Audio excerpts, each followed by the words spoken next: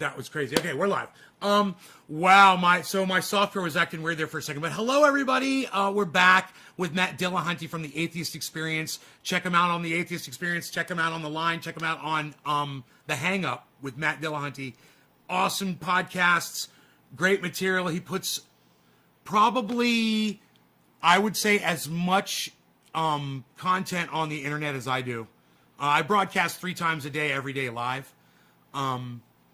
You're probably putting out just as much as I do, aren't you? You are just always doing something. Well, I'm not going to be 3 times a day. Well, if you add in the time I spend on Twitch, probably. And you're gaming. So what you were talking about, the one game that you play with your friend. What kind of gaming do you do on Twitch? Well, Binding of Isaac expansion Repentance just got released, so I'm currently going through and trying to unlock a bunch of stuff in that. But I also played GeoGuessr and chess, and Seth and I are probably going to play Phasmophobia. I've done some Among Us stuff, but I'm more old school, so I finished Doom Eternal and a bunch of other first-person shooters, and then me too. I love Doom. Ori and the Blind Forest, or the Will of the Wisps, 2 of the best platformers. I played all those in the last year or so. I was a Battlefield guy. It was almost all I did. I ran servers for Battlefield, had clans, and did the whole gaming thing for years. And I ended up getting arthritis, tendinitis, and shoulder pain, everything from just sitting there with the mouse and keyboard all day. So I kind of got away from it. I loved it, though. I loved gaming. And we've got a lot of viewers that watch my show that do gaming all the time. I remember when, even when the Atari came out, and I know you do too, there was the Atari, and then there was the Intellivision, and there were a couple other that came out around the same time. And my mother and father they refused to buy me a system, and they always said, no, you're going to waste your life away playing those damn video games. You'll never amount to anything. You'll never go outside.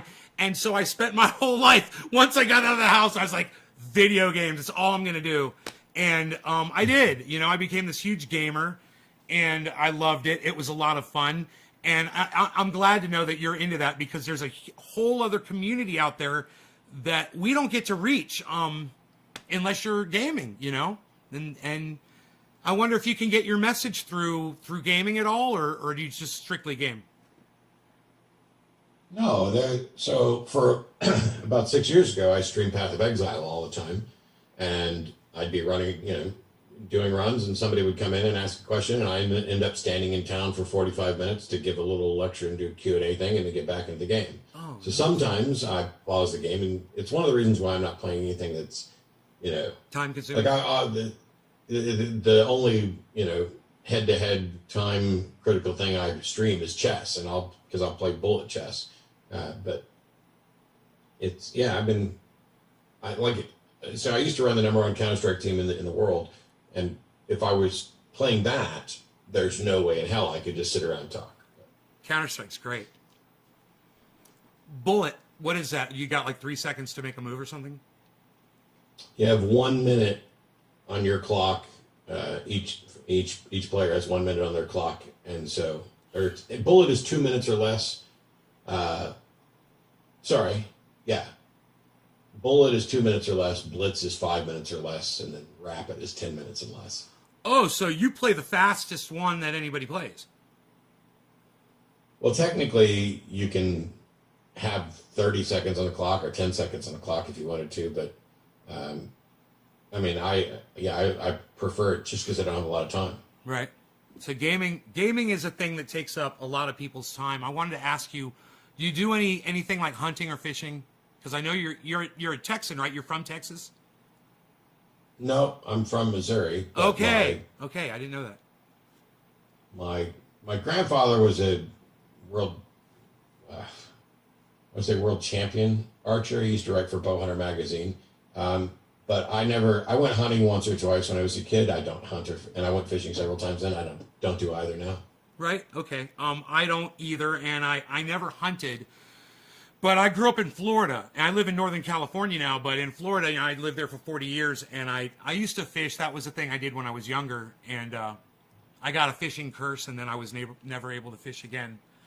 A Okay. fishing curse? Yeah, I got a fishing curse. I don't like to talk about my fishing curses, but I once caught Okay. 2 fish at the same time on a Rapala lure at 2 small bass. They were like a half pound each. I got one, I felt it, and I was all excited. I started reeling in, and then I got another tug on it. I was like, what was that? I pulled in, there were two fish, and I was so excited, I took the fish home, and I ate them. And you're not supposed to eat half pound bass. So I got a curse from doing that, and I never caught another fish for the rest of my life. The end. Okay. So, do you drive a truck, Matt? Yeah. What kind of truck do you like? I've got a Silverado. I've got a Silverado. So, Cool. not as cool for you as it is for me. Trust me on that. Will society collapse anytime soon, Matt? I don't know. We'd have to decide and define exactly what we mean by collapse and by soon. But no, I don't think under any useful definition of either, I don't think society is going to collapse anytime soon. How close did we come between what happened with COVID and the types of things that you're seeing now with the Texas weather? Working in conjunction with each other, you don't see a threat. Well, yeah, there's threats, but I mean, I don't think We're not getting closer. I was more worried. Climate? I don't know. The doomsday clock is not one of my areas of expertise, but yeah, I mean, we did a lot of damage, and the United States did a lot of damage with in a period of time where Trump was there pulling us out of the climate accords and not taking the appropriate actions for nearly anything, including COVID. But I don't think we were quite close to societal collapse. It's a good thing if we're not, but when I see things like what happened with COVID and what's going on with climate, I don't think we have anywhere near as much time as we used to think we did. Like back in the 90s, or the early 2000s, we were just doing our thing, and it was like we got the rest of our lives. Do you think we have the rest of our lives? Well, yes, we have the rest of our lives. Yeah. That's all. We're always going to have the rest of our lives. I'm going to have the rest of my life, whether it's 1 minute or a million years. Are we going to live out our lives and die of old age? I should have rephrased the question. You and I, almost certainly, unless there's an asteroid that hits before then. Permission to treat the witness as a hostile? Okay. No, I'm joking. I love the expression on your face. It's your interview. You get to do whatever you want. It's not like you can force me to change my mind or force me to give an answer. You're right. I learned that. On. You guys, I learned that before the interview even started. Boy, oh boy, but we're not going to talk about that. Matt, do you garden? Well, kind of. I have a very small yard. When I was a kid, I had a garden out back, and most of the time I didn't care about anything, but I spend a good deal of time. I planted 3 trees and a bunch of bushes and trimmed stuff and put up a new trellis and trained the roses over the top of it. Nice, man. So I do some gardening, but not like for food. No, but that's... Although I do have a fig cool. tree.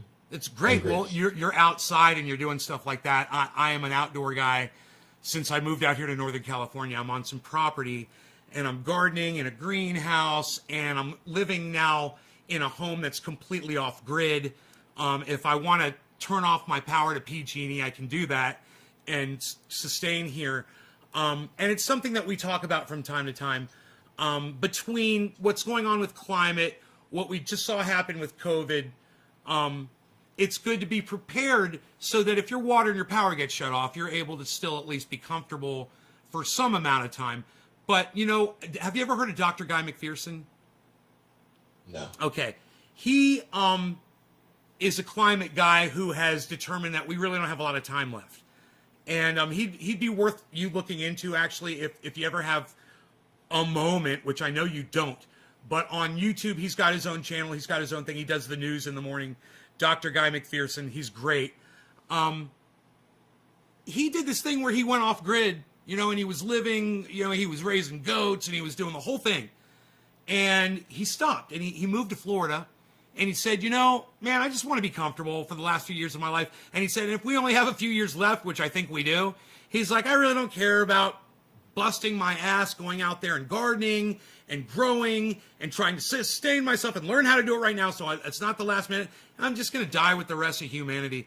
Where would you be if you saw what we just saw with COVID? And let's just say in Africa, something like Ebola breaks out. And it's anybody who gets it is going to die. And it's going everywhere. Where would you be at? Would you be okay with where you are today? Or would you be interested in, trying to sustain and survive? If something was coming.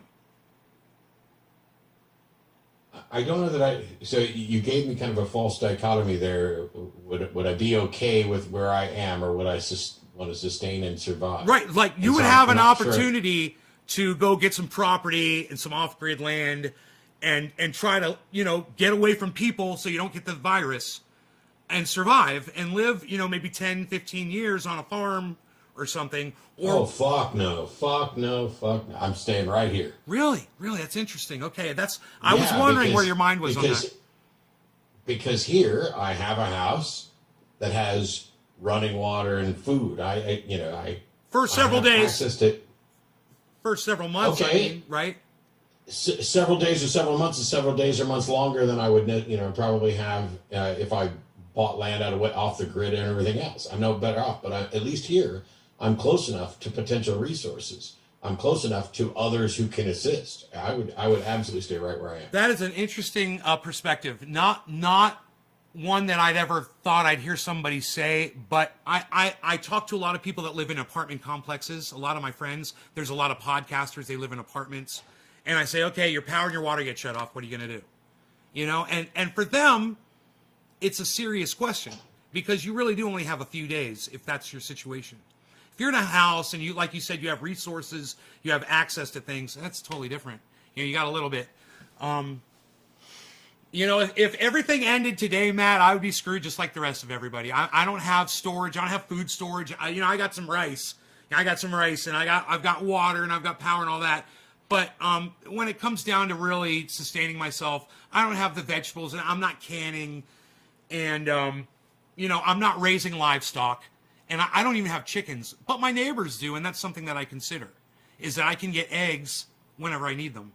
I've got several neighbors that do that because I'm rural, which is great for farming, but unfortunately it sucks for internet connectivity. Yeah. That's the other thing is, when we were frozen in out here, I never lost power, but a lot of my friends did. And I didn't lose water until it was almost entirely over. And I really didn't lose water. We just went to boil notices. And I had already prepped for that.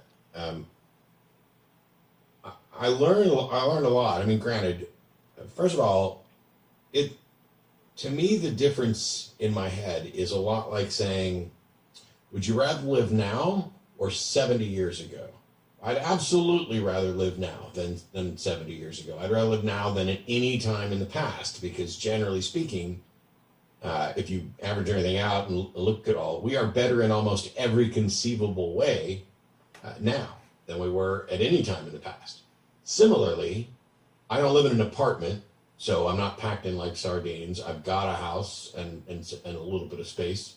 And I've managed to stay here quarantined, pretty much locked in for over a year. So I know I would not have done as well further removed from other people and services and internet and all that stuff. I mean, the internet's the only thing that kept me sane a couple times. Right, me too. I mean, many times. Luckily, I do a three. I'm bipolar. I've got all kinds of, psychological problems. I come on my show 3 times a day, and it gives me a place. It gives me people to talk to. And one thing I would love if you could write this down and check it out. Have you ever heard of Graham Elwood? I don't think so. He's a stand-up. I don't really know, but stand-up comic. He works. He's done stuff with Jimmy Dore. He does his own podcast. He's fantastic. He did a movie. And you've got to see this movie. It's called Earbuds. It's available on YouTube. You can rent it for like $4, or you can buy it for $13. I bought it. It's a beautiful movie. It's like a 2.5-hour movie. It's called Earbuds by Graham Elwood. It's available on YouTube. And he goes into how people like you and him and people like Joe Rogan and other people do podcasting, and it affects other people's lives. It affects the podcasters' lives. And it's just a touching, wonderful thing because you're all about reaching people. And that movie is really nails it, man. It'll make you almost want to cry when you watch it. I've got another question that'll make you cry. How did being in the military affect your belief system? Well, I mean, that's probably where a good chunk of the change took place, even though I didn't necessarily realize it right off the bat. And I still believe, but when I was in, I didn't care that much about it because the religion that you have access to, when you go to the Navy chaplain or you're going to the chapel, whatever else, it's such a watered down everything to everybody version so that they can try and serve 20 different Protestant religions and toss some Catholicism in as well. That for somebody like me who was a Southern Baptist, it was like, well, that's crap. But also I was young and living free. I still believe in God, but why the fuck should I go to church? I don't want to waste time doing that, especially when it's weak ass church. But the bigger thing is there were two things that the Navy did that were important that led me to here. One of them is that it took me out of my bubble, because if I'd have stayed in and around the family, I'd have probably continued believing all the same things I did before and continued to church because there was nothing there to challenge me or question. And there was constant reinforcements. The Navy takes away the constant reinforcement, and then it puts me in a position where I have to work with and alongside, and sometimes have working for me, people with views that are very different from mine. And so I had a couple to work with, not everybody believes the same thing. Those two things together made it easier when I started running into trying to demonstrate the truth of my own beliefs and running into problems. It made it, I guess, easier to just let go of that at some point. Well, how old were you when you left the Navy? Is that okay that I ask you that? Yeah, I was, well, let's see.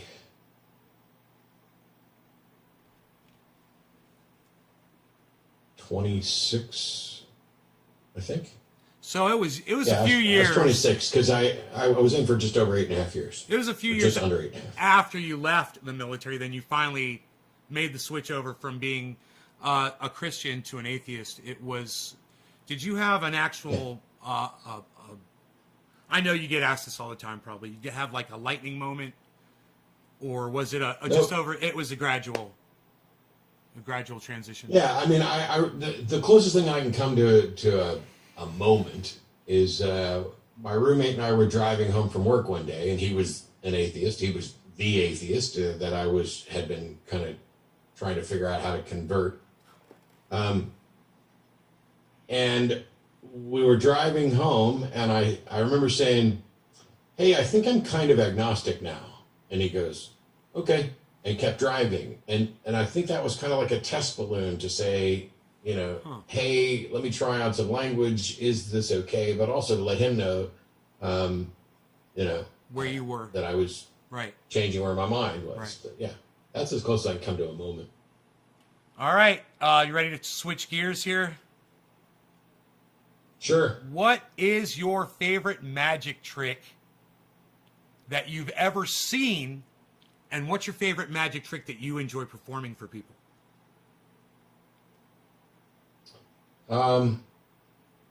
Matt's a magician, by the way, everybody.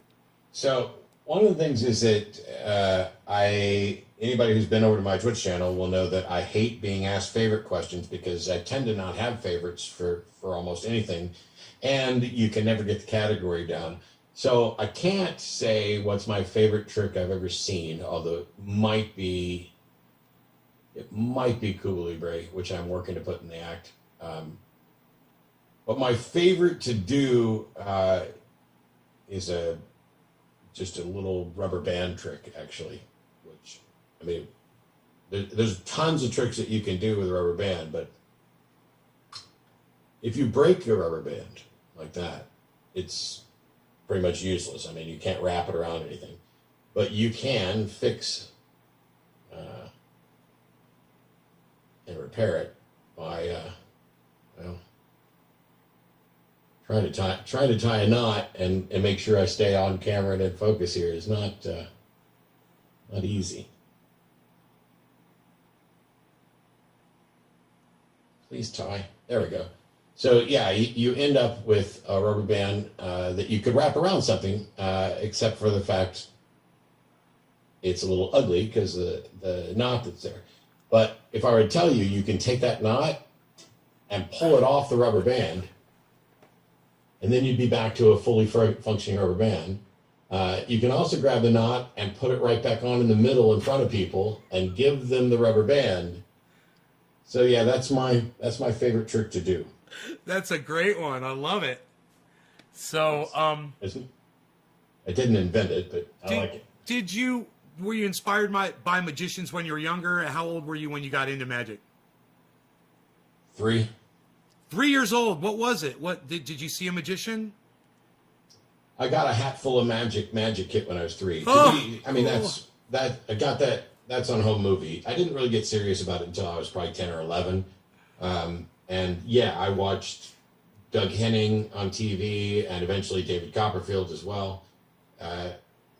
That was probably the bigger thing, but from what I saw. But I'm an obsessive learner and I love puzzles. And the first time I learned, hey, I can do something and fool you, the how and why of what's it mean to be fooled and all that, it became an obsession. And so that's why, I have more magic crap tucked into my house, both collectibles and props and things that I use and books. It was probably my first obsession, and it might end up being my last. Wow. So, I've noticed we're gonna change over here to music now. From the very start of your podcast, the music has always, from what I've seen, only the ones that I've seen, it was usually a female vocalist. Are you really drawn to female vocalists in music? No, but for years before we switched over to Shelley Siegel's song, it was Brian Stiegsma's "Listen to Reason." Okay, I did hear that one. I now use that. I mean, the ACA didn't keep using it, so Brian basically gave it to me to use, and I use that in my magic shows and other stuff as the intro music. But I didn't pick. Now, granted, I love Shelley, and we've done the show together. We're going to be doing the show together again in the near future. Is that the "I Wonder" song? I wonder. It's called "Saved." Oh no! So not the song where. So you think that you can tell me how to live Yes, my life? that's "Saved" is the name of the song. And that's the girl you're talking about right now. Shelley, yes. So you know her.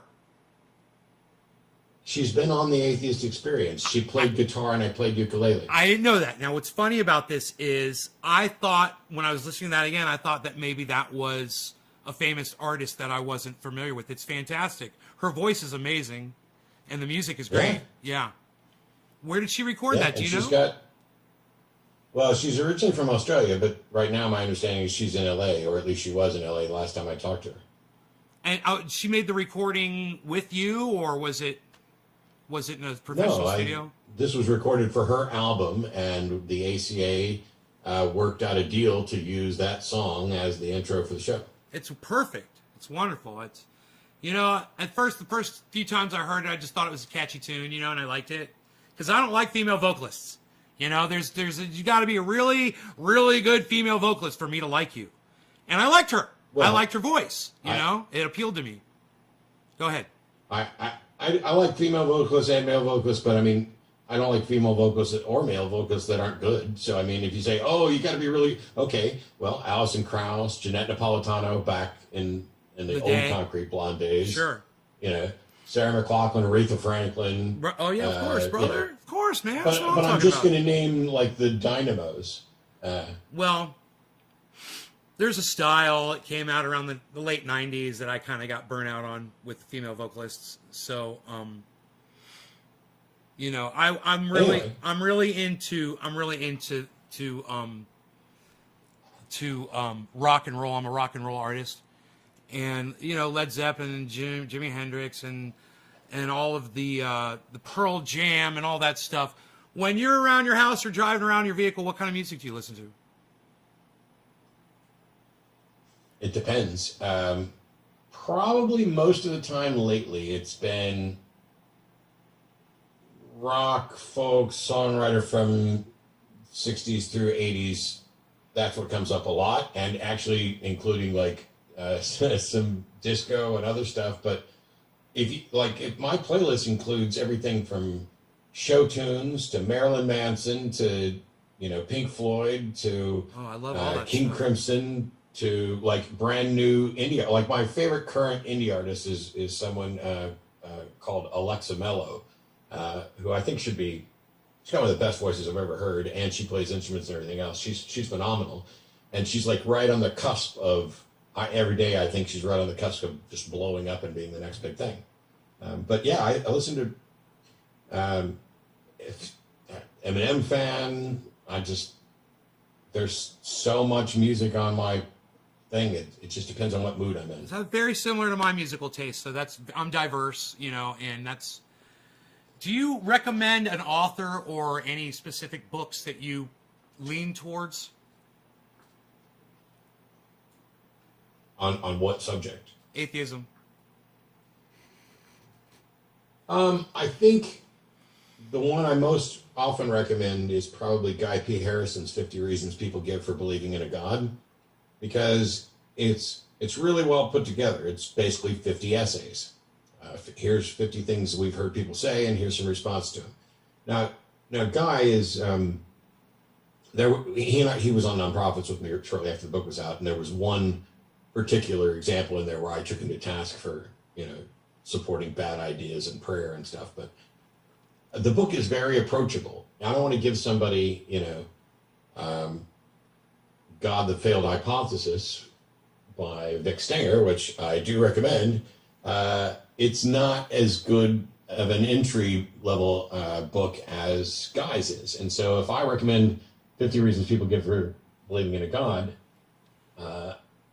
that is something that I could give to somebody who's already an atheist, who wants to look at a bunch of different ideas and find different ways to address them, or somebody who's a non-believer. And there's nothing particularly offensive or problematic in there at all. It's very approachable, and it's like a really good place to start before moving on to heavier books. Nice. That's a good thing to know. So, when you're going on the internet and you're just getting on there, do you have like a choice, a go-to as far as a podcaster that you watch or a show that you like that you catch on YouTube or anything like that? I don't watch pretty much any podcasters or any content related to atheism or philosophy or the debates or any of that. When I'm on watching YouTube, I'm watching Rick Beato. I'm watching Me too. A number of other Simon and Dan, Rick Beato, me too, man. Guilty pleasure. Yeah, He's great. A bunch of guitar teachers and music stuff. I watch a ton of British quiz shows. I'm a huge fan of 8 out of 10 Cats, or actually Cat Does Countdown, and a number of others. I watch stuff on YouTube. I spend more time watching on YouTube than anything else. I watch gamers. I have a few gamers that I watch do their, either their daily run at this game. I have that playing in the background while I'm doing other stuff, or especially like since I'm playing Isaac again, Sinvicta, Northern Lion, and Huts, and I watch those guys. By the time you do that, and then all the work, I don't have any time or any interest to. I worry, like if I would go listen to a debate between this atheist and this Christian, that I would then be accused at a later time if I happen to repeat something one of them said. Somebody say, you're just parroting this other person, or you're just stealing content. Right. And I never wanted to do that. I always wanted to be me, which is why I tend to work without notes 99% of the time. And I want to make sure that if I tell you what I think, it's what I think, and I'm not just stealing or borrowing something from somebody else. And again, that was a big problem for me watching I think coming out, and I've addressed it a couple times in the last 2 weeks or so on different shows, this process of finding my way out of religion and recognizing that nobody has ever been able to demonstrate that a God exists or tell me what a God thinks. Here's what I think God wants. Here's what I think God is. Here's what I think. And so God, if there is a God, hasn't said shit, and everybody else just keeps talking about him. And I'm like, I don't need the gossip on God. I don't need the God gossip. I kill mosquitoes and say, there's your proof right there. No God. For a mosquito, that'd be proof you are God. To maybe the mosquito, I was God, but the mosquito proves to me that there's no God. I'm like, what kind of a God makes mosquitoes?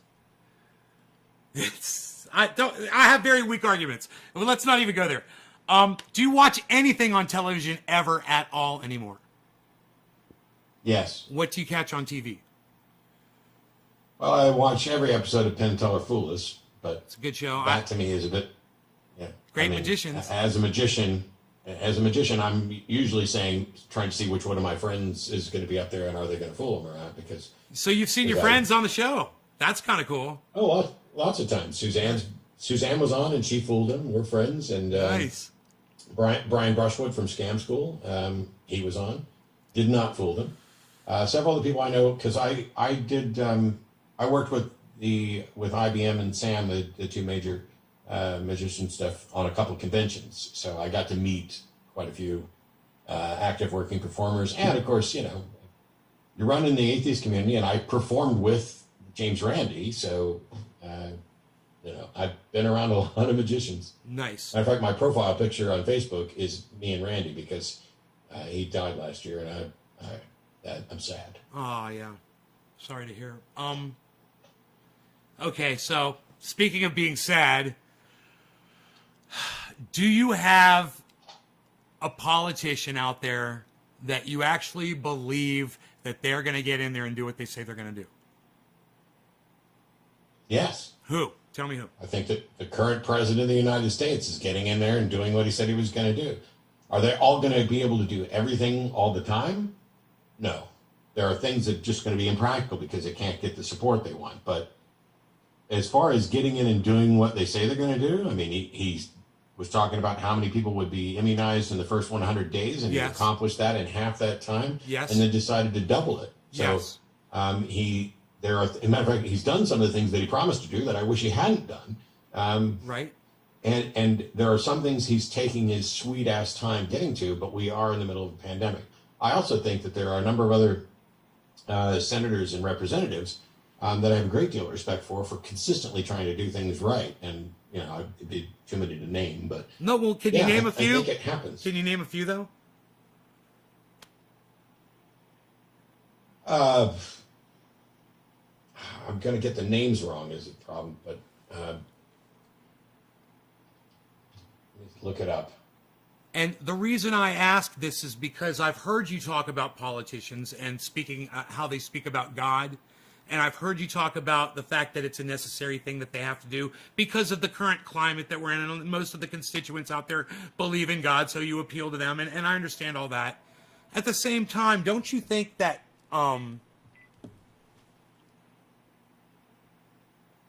every single one of them is just there to enrich themselves and they're not really there to help anybody? No, that's absolutely, completely not true for all of them. So who do you have faith in? It's asinine that there are people who are actively working to either shut down LGBTQ rights and all that stuff. They're not doing that just for their own little power. They have an ideology. And similarly, those of us who are out on the left are trying to actually actively oppose that shit. And that's happening all the time. You don't get into being a state representative in the House of Representatives to get rich. It's this cynical notion that they're all just in it for themselves. First of all, everybody on the fucking planet is in it for themselves. Period. Undeniable. And the thing is, you can make a case for altruism using purely selfish means, and that is giving you things increases the likelihood that society will be giving, which will ultimately benefit me. So I can have that thing up. But no, this notion that, oh, they're just all in it for themselves. No, that's not even remotely the case. What we have are warring ideologies that are becoming more and more diverse and more separated. And so it becomes a game about power because you can't shut down trans people and I can't help trans people unless we actually have power. You can't, promote your religion and I can't stop you from promoting your religion unless we have power. And so power becomes the commodity. And you have to do that getting elected. But I cannot look, having known many of them, I wouldn't even say that the majority of them are more in it for themselves than for other people. Now, granted, I don't think any of them are truly selfless servants of the people. They're selfless servants of their own interests. And where those interests align with a particular group of people is where they're going to agree. It seems to me that the closer they get to the higher positions, the less they do. The ones that are higher up in the government, I'm looking at like Nancy Pelosi and Mitch McConnell and the people that are just, the old dinosaurs that are in our government. And it's like, you got all the power now. What are you going to do for us? What are you doing for us? What power do you imagine that Nancy Pelosi has that she's not using? Nancy Pelosi could put votes on the floor without anybody else's permission. She could try to pass legislation, and they just won't do it. They're not putting anything else. I think you have no clue at all how the House of Representatives works. So first of all, once you get the individuals in there, before you put something out to a vote, there's a process involved. And the other thing that Nancy Pelosi is smart about doing is seeing, am I going to have the votes? If you think Nancy Pelosi wanted something and knew she had the votes for it and wouldn't put it on the floor, I don't know what to tell you. That's the dumbest thing I've ever heard.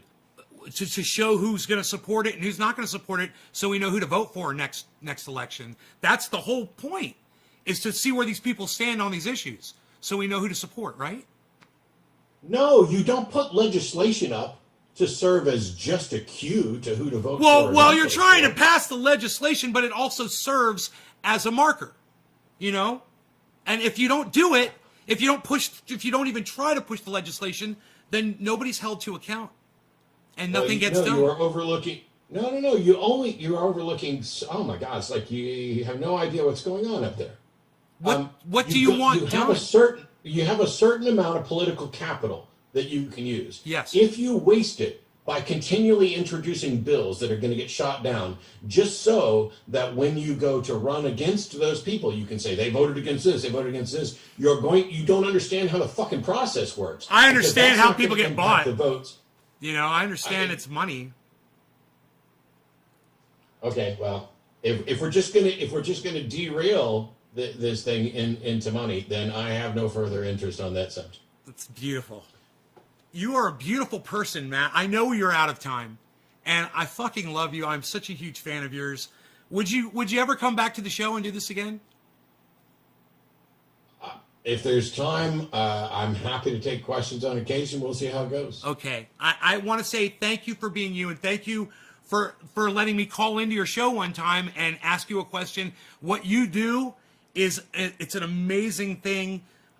You reach a lot of people, and you are a powerful voice. In fact, when I feel one of the most powerful voices in the atheism, in the reality community, and I am honored that you're here, and I thank you so much for coming out.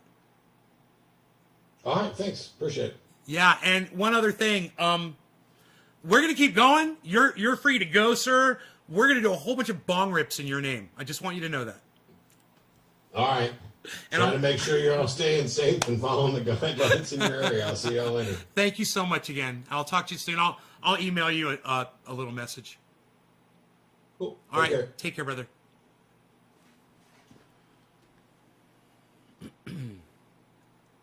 Matt Dillahunty, everybody, from the Atheist Experience.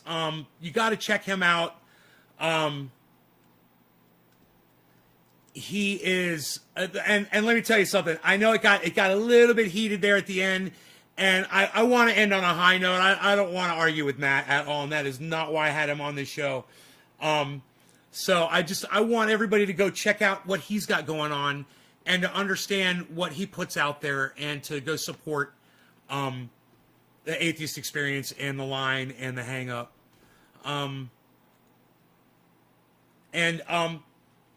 Just so you guys know,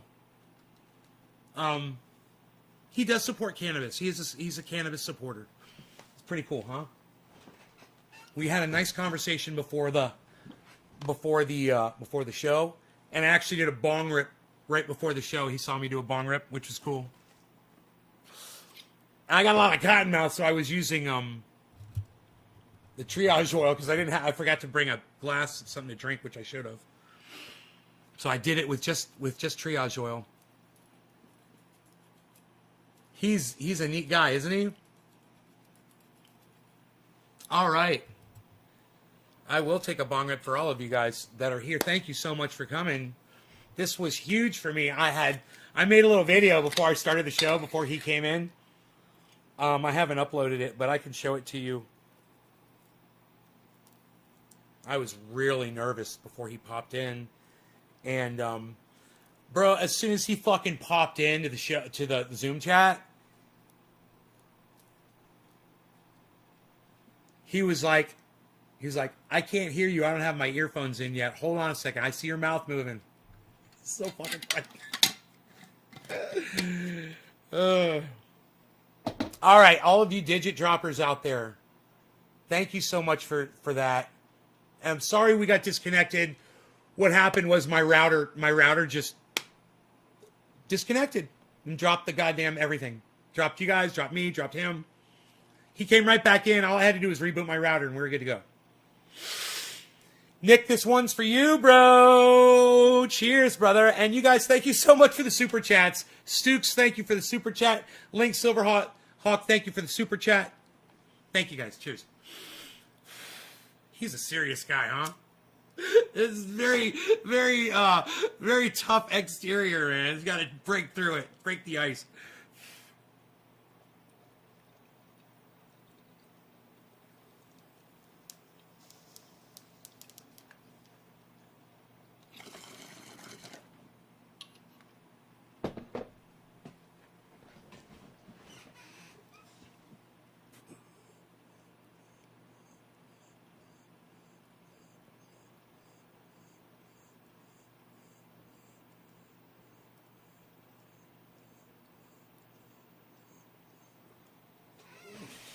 What a neat guy. Dude, it's so fucking cool that he came here to the show. Oh my God. Holy fucking A.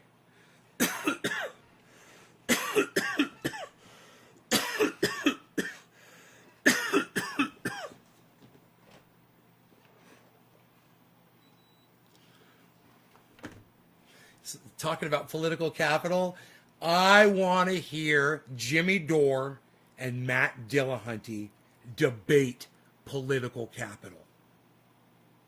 Because I don't have the toolbox. Shit, I don't even have a mini set of screwdrivers to start that conversation with fucking Matt Dillahunty. Hey, I couldn't debate my beard with Matt Dillahunty. You know, I probably couldn't even debate cannabis with him, and trust me, I tried before the show.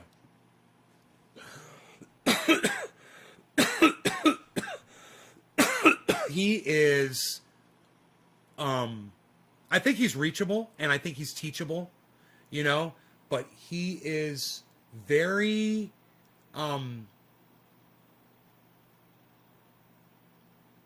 rigid when it comes to debating and facts and things like that. He's pretty fucking rigid. So, one of the things we talked about was the triage oil. You know, I said I'd love to send you some, you know, the whole thing. I was like,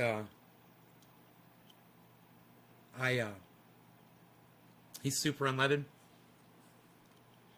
I was like, I had a puncture wound in my hand, you know, put the triage oil in it, and, you know, the pain goes right away instantly. And he's like, bro, I don't care who you are or what you claim that is. I am not taking that stuff and putting it in an open wound on my body. And I go, let me try to convince you, okay? And I took some, You know, I did my whole. I was like, I'm telling you, I told him what Billy Ballantyne did. You know, and I'm like, I'm telling you, bro, it's the real deal. And it's doctor recommended. He goes, yeah, Jimmy Dore's doctor.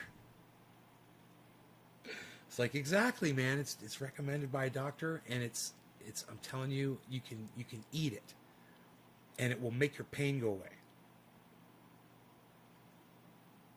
He's like, you can send me some.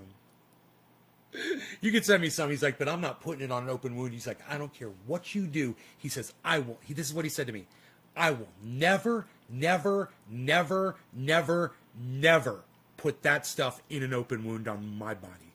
That's what he said to me. So fucking funny.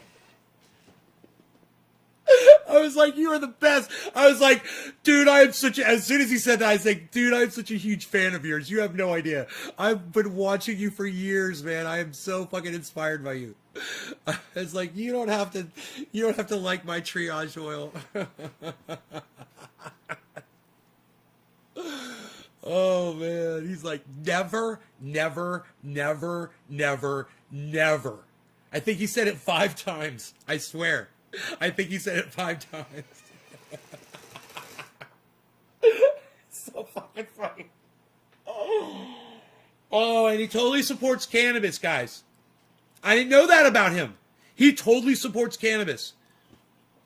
100% he supports it. Isn't that cool? You guys should watch him, man.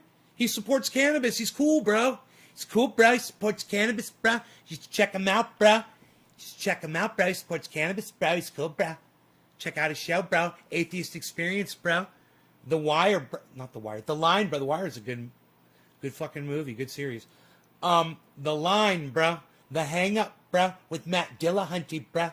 You need to check out Matt Dillahunty, bro. Matt Dillahunty, bro. He puts the hunt in Dillahunty. And I didn't fucking say that to him while I was on here. God damn it. I don't think he likes my jokes. Did I make him laugh at all? Did I make him laugh? I tried to make him laugh a few times. I hope I got through, man. I gotta find a scene where I made him laugh. Dude, and that bloody nose I had this morning, can you believe my day? And then the video goes out right in the middle of the interview. I'm like, this happened before? That happened to Lee Camp. We got dropped.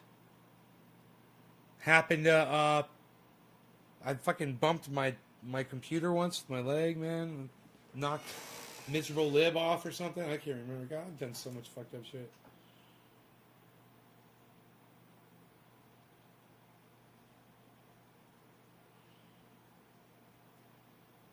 What were y'all's favorite part of the interview, man? You're gonna watch again after the live stream?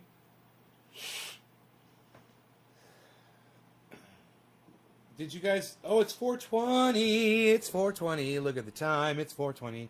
Who are we smoking for? I don't know. Let's pull up the crypto stuff.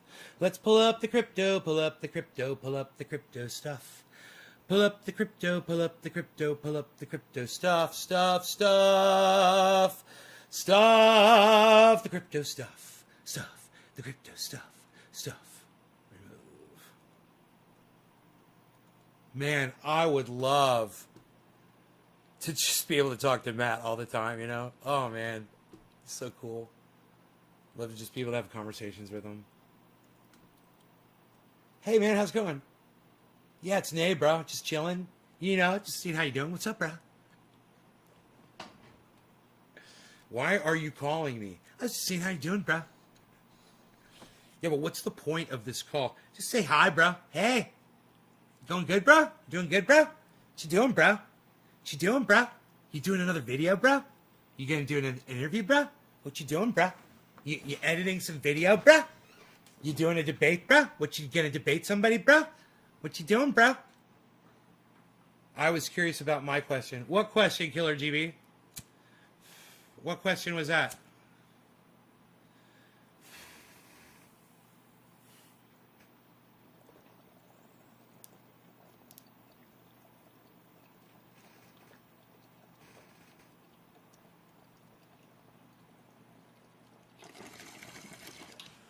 I didn't see your question. I didn't see your question. Oh, well.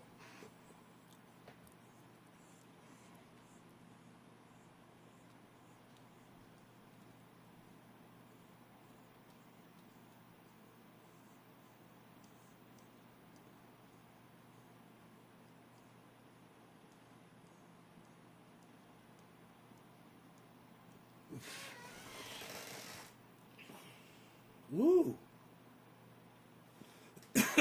Ah.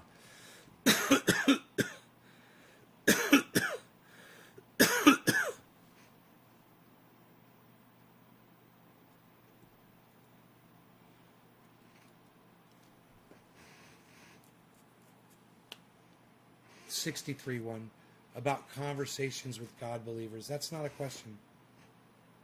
What was the question? I don't know what your question was. I didn't know you asked one, bro. I was reading the chat. I didn't see it come up in the chat. Will he be sharing it with his followers? Oh, I doubt it. I doubt he's going to share this with anybody. You know, these podcasters that come on the show and do interviews, mostly they're doing it as a favor. You know, they're doing it for me. They're helping me out, and I greatly appreciate it. They really do help bring new people in. And it allows y'all to see a different side of me, you know, which is good too. You talked to one or debated one.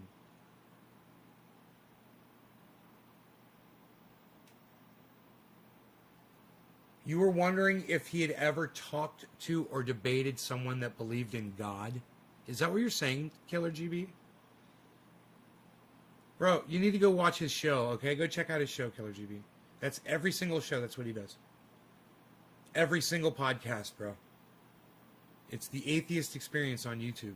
You're so funny. So I was supposed to ask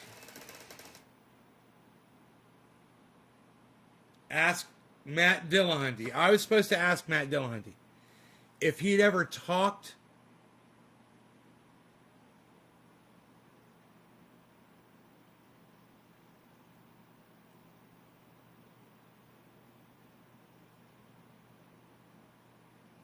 What? What? I don't understand what you're... Can't you just ask me in one sentence? I was wondering if he had ever talked to or debated someone who'd had conversations with God. Is that what you're saying? Dude, he has...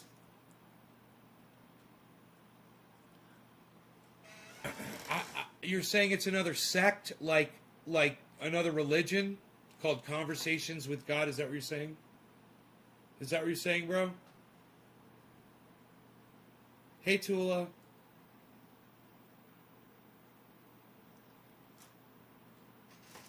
I had money on Bitcoin today. I made money on Bitcoin today. Yay, Tula, you made money.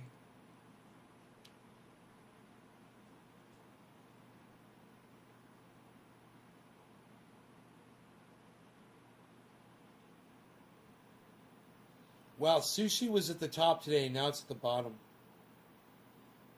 Isn't that crazy? XRP's at the top. Yeah, I tried to buy XRP on Coinbase. They don't have it anymore. It's unlisted because of legalities. It is a book. Spiritualism, belief.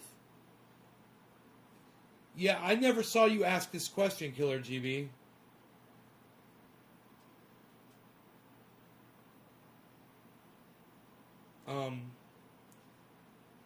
But you know how you know how if he's an atheist, bro, you know how he feels about that. So people say they claim they have conversations with God, and he's going to say, yeah, and you claim that the Bible's real too. You know, it's... Anyone purchasing Facebook? What are your thoughts, beloved? Facebook? Facebook coin? It is mine, to be honest, but I don't talk about it much. Yeah, you probably shouldn't do that, Killer GB. Hoodoo Voodoo. 63 just dropped under 63, guys.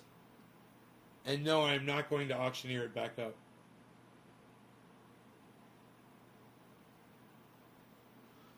Nope, we're just going to sit here and let Bitcoin. That's what we're going to do.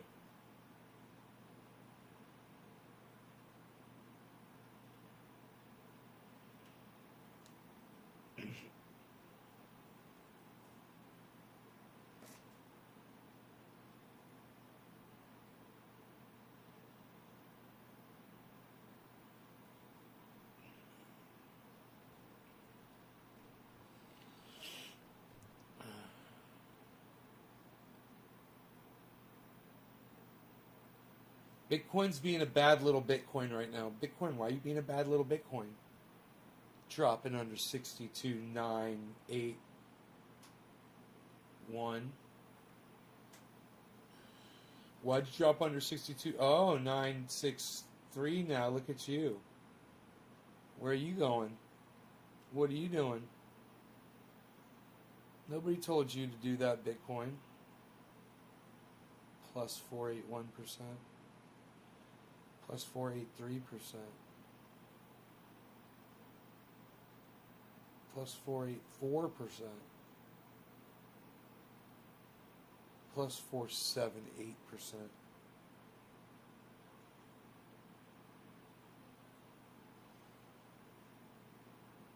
Yeah, we ain't asking you about it, Killer GB, that's for sure. Now we know. We've heard enough.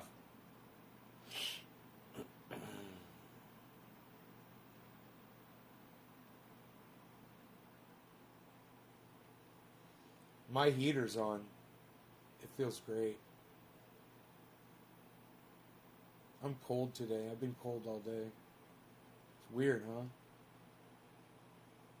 Just looking at the temperature, it's got to be like 70 outside, I would think. Dude, I gotta go to the mailbox, man. Fuck, dude. I got so much shit I gotta do. When you live on the mountain, going to the mailbox is an ordeal. I got Rogie. I gotta take him outside, man. Where is he? Where's the bees? Where's the beezle? It's the beezle and Harles. They're butt to butt. They're butted up against each other.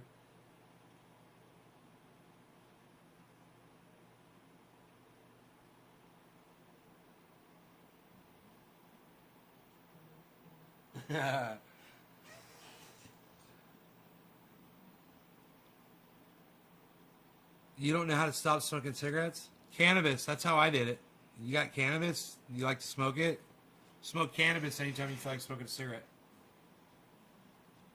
It's cold. You need to soak some sun up, you know.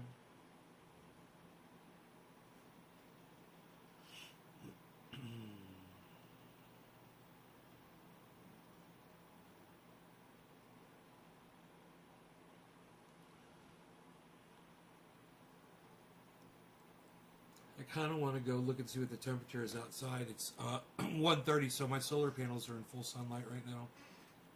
It's just getting nailed. I wonder how much energy I'm making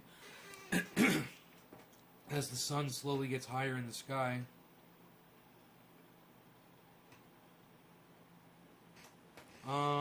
We are doing...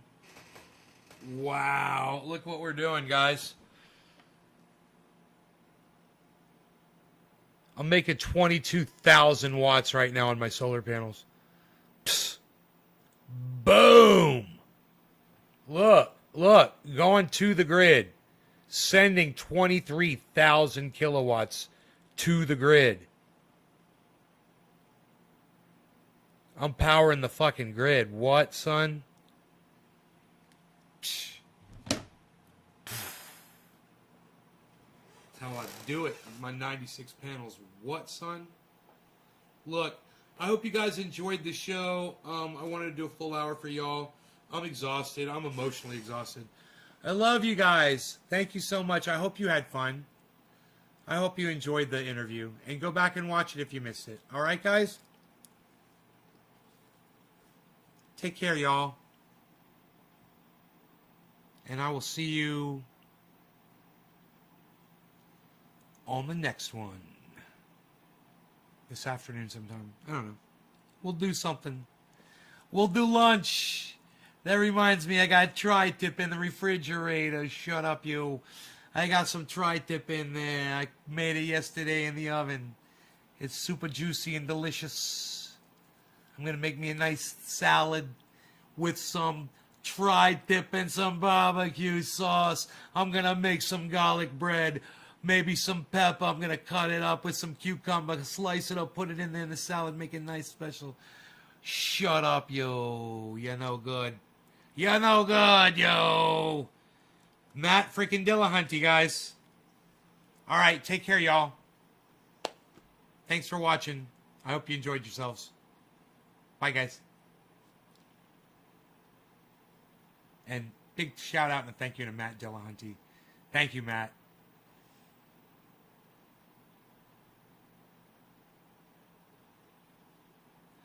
Tula says, let's do lunch. Let's do lunch, Tula. We're going to do lunch. Is that a business model to sell power back to the grid, or is there other things you use the power for? Yeah, everything that I'm not using right now, like I'm running my heater and the lights and the TV, the computer, my waterfall. That's all coming from the solar panels. And then what I'm not using is going to PG&E. And they're giving me 1/10 of what it's worth. If I get energy from them, it costs 10 times as much. Same energy, the same kilowatt, the same quality of power, and they only give you 1/10 of what they charge you for the same fucking kilowatt. Think about that. And then remember, go tell PG&E to go fuck themselves. We love you, Matt. Bye, everybody. Take care.